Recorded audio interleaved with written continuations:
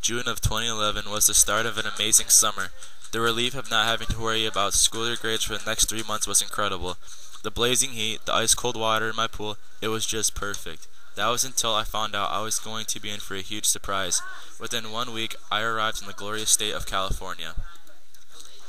The first full day that I was going to be in California began as any usual day. The family woke up, my brother and I darted to the breakfast area, and both of my parents ever so casually wandered down to look for us. We were going to head out to Sequoia National Park in Kings Canyon for the day, so after we ate and got cleaned up, we all piled into the car. It took a good 30 minutes or so until we got there, and when we arrived at Sequoia National Park, my brother and mother were already scared. The first thing they saw there was a steep mountain road we had to travel up. My dad and I are perfectly fine with going up it, but I guess my mother and brother are a little afraid of heights. We stopped halfway up and discovered there was a bear wandering about.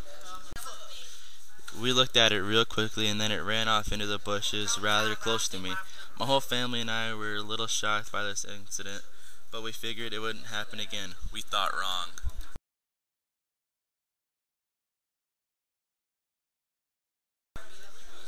After we finally arrived at the park, we walked some of the many trails that were located there. One of the trails we chose ended up bringing us down to an astonishing valley. Little did we know, there happened to be some more bears down there. There was a mother grizzly and two of her cubs. Luckily for us, they were sort of inside a railed-off area. We were amazed to see wild bears so calm and peaceful for being surrounded by dozens of strangers. To them, we were trespassing in their home, and I guess one of the cubs thought the same thing I did. As my family and I were wandering about admiring the beauty of the forest we were in, I apparently wandered ahead of my family. I was happily strolling along until I was startled by the echo of my father's voice. "Connor, what are you doing?" he promptly demanded. "Just getting a closer look at the bears." "Why?" I questioned. "Don't get too close to them or else they will get scared and—" "Connor, stay right there," he yelled. Apparently when I was talking to my father, one of the cubs violently started charging at me. The little bear was speeding towards me like a cheetah when it's going after its prey. The cub literally was about 1 to 3 feet away from me and then I realized that I could be in huge trouble.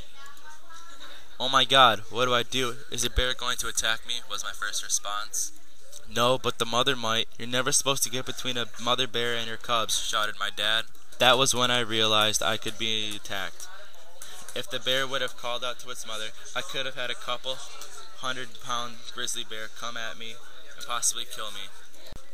At that moment, I believe God noticed what was going on and helped me out a little. I looked at the bear and the bear looked straight right into my eyes. After a couple of seconds, he ran back to his mother. "It's okay, I think he's leaving," I informed my dad.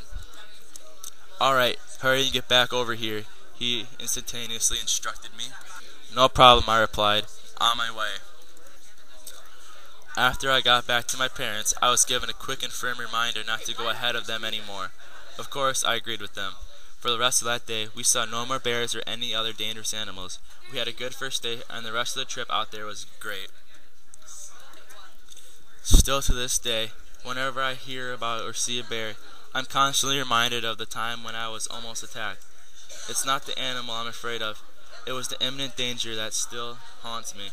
If I'm ever put into a situation like that again, and I beg that I'm not, I will remember what happened in that day and hope I can get out of it unharmed.